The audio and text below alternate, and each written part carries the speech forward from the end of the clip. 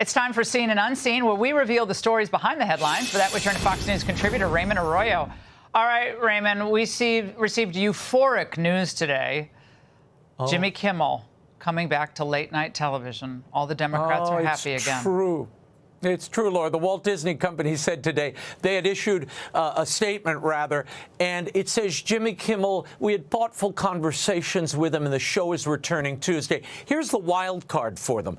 The Hollywood Reporter says Nexstar, a major ABC affiliate, is still preempting the show, and Sinclair, which broadcasts in D.C. and in some 40 markets for ABC, they say they won't play a Kimmel show until he apologizes to the Kirk family and makes a contribution to Turning Point USA. So that's a big block of his viewing audience gone in the ratings. I think it's without a doubt that we can conclude this, that the Democrats and the left were far more upset about Jimmy Kimmel being suspended from television than they were about Charlie Kirk or any person debating someone on a college campus being assassinated.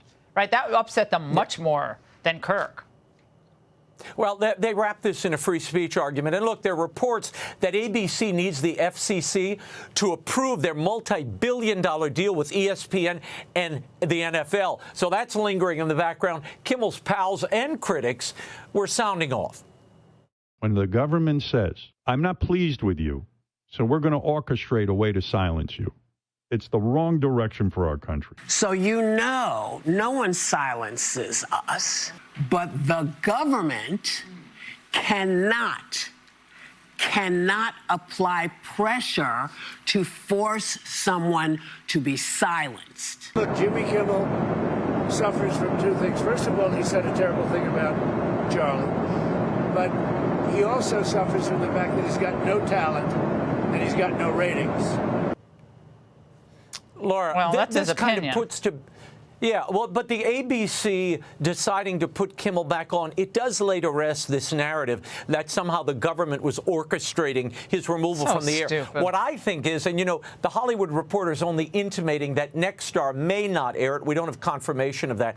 But assuming they take Kimmel's show off, that is up to the local affiliates, and his ratings are down. And he has lost $70 million of income since January in ad dollars for the network. Yeah. So, all right, it is what it is. I think we can conclude that the hard left and liberal Democrats believe it is their God-given right to have their friends make millions of dollars a year for eternity, even if their show doesn't make any money. They have the God-given right to do that. So that's what they think. All right, Mamdani, Raymond, socialist Mamdani, rushed to Kimmel's defense, bailing on his own ABC town hall to show his loyalty? That's, wow. Well, Laura, nothing wins over an offended audience like saying the socialist is with me. By the way, Mamdani's now trying to reschedule that town hall event because Kimmel's been reinstated. So you never know. It's boom, boom, boom. It moves right along. I got to tell you, though, about this outrageous and sad story.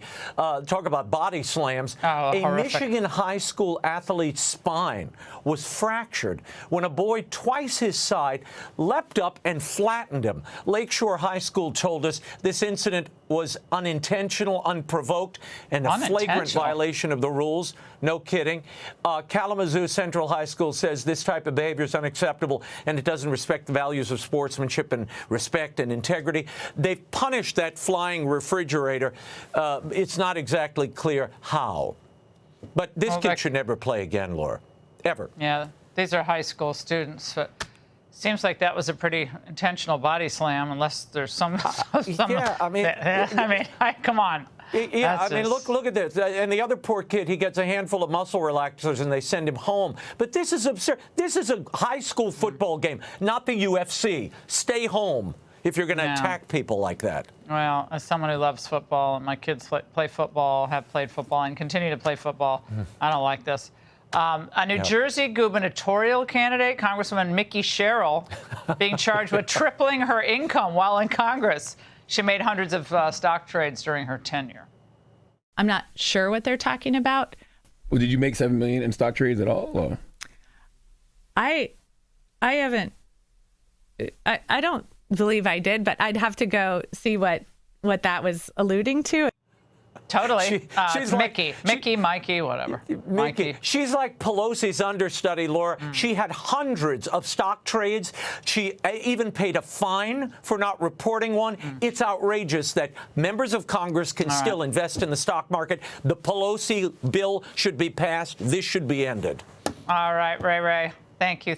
Hey, Sean Hannity here. Hey, click here to subscribe to Fox News YouTube page and catch our hottest interviews and most compelling analysis. You will not get it anywhere else.